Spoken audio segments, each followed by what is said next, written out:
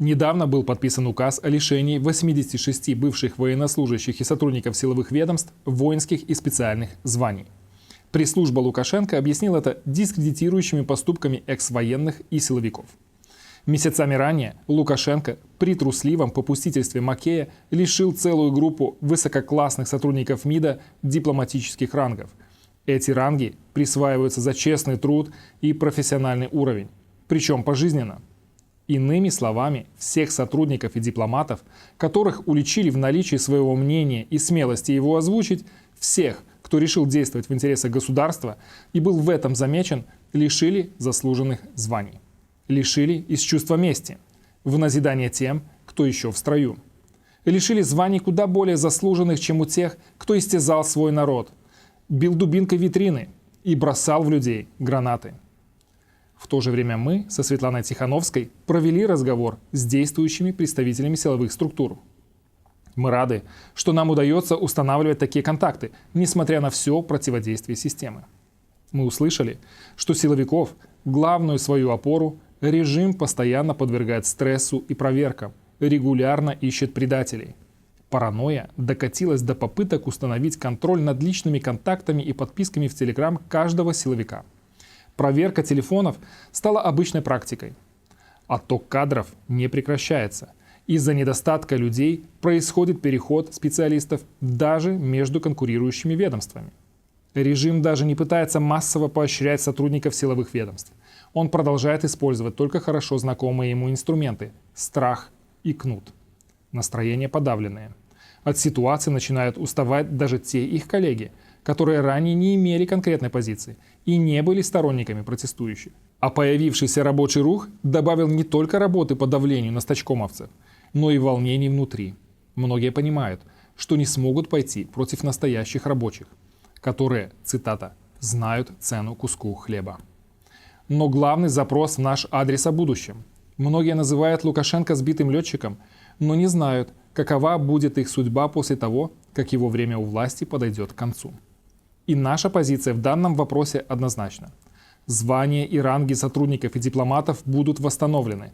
Выслуга за настоящую службу Родине и защиту своего народа и интересов государства будет сохранена. Это касается и тех, кто рискует каждый день и помогает нам изнутри.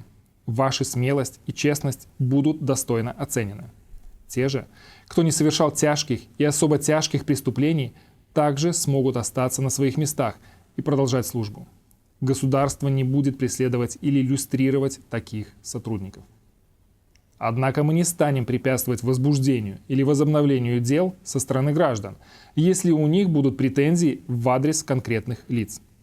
Каждый гражданин, имеющий законное основание на возбуждение дела, сможет своим правом воспользоваться. Важное уточнение. Это касается не только силовиков, но и судей, следователей, прокуроров, пропагандистов, чиновников. И это значит, сейчас каждый из вас должен думать о том, как ведет себя по отношению к людям, чтобы чувствовать себя уверенно в новой Беларуси. Какой должна быть эта страна?